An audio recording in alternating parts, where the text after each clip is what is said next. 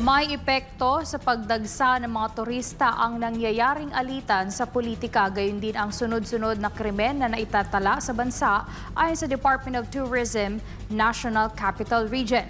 Sa kabila nito, pinalalakas naman ng Quezon City Tourism Department ang promosyon ng kaligtasan at seguridad upang mas marami pang turista ang mahikayat na bisitahin ang mga naggagandahang destinasyon sa lungsod. Si Sheena Torno magbabalita.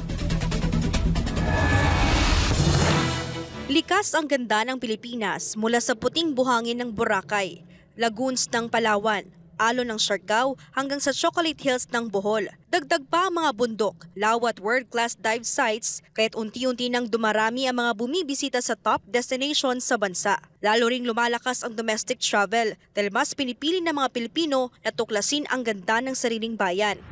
Sa kabila nito, hindi maikakaila na nakaapekto rin sa pagdagsa ng mga turista sa bansa ang banta ng krimen at alitan sa politika. Ayon sa Department of Tourism National Capital Region, hindi lang ito may epekto sa turismo kundi sa iba't ibang industriya. In Metro Manila, of course, political instability actually impacts tourism in the same way that security is a big factor in pushing for tourism activities.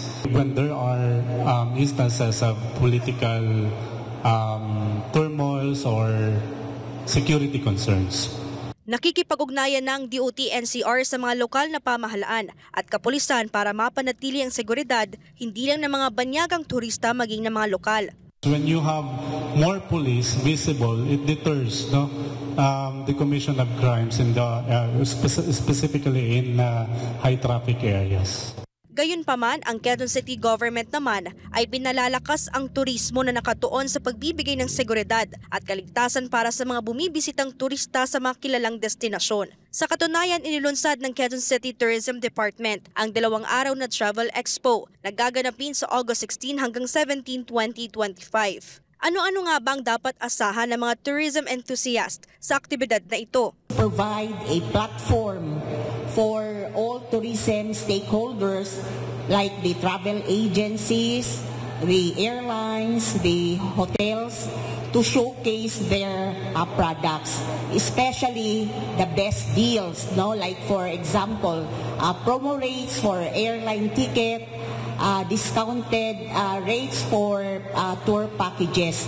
Bukod pa riyan, layunin din ng Quezon City Tourism Department na makilala ang lokal na turismo, produkto at kultura ng Quezon City. Bukod sa naggagandang destinasyon sa lungsod, siniguro rin ang kaligtasan ng mga turista. We rolled out a program for first is lighting our streets, especially during the night. So isa yun sa factor kung para makita kung safe or yung safety ng ating mga pedestrians or walking tourists around the area. Another thing is the CCTV program of the city. Ang DOT natin ay nagbibigay ng training para sa ating mga kapulisan, para sa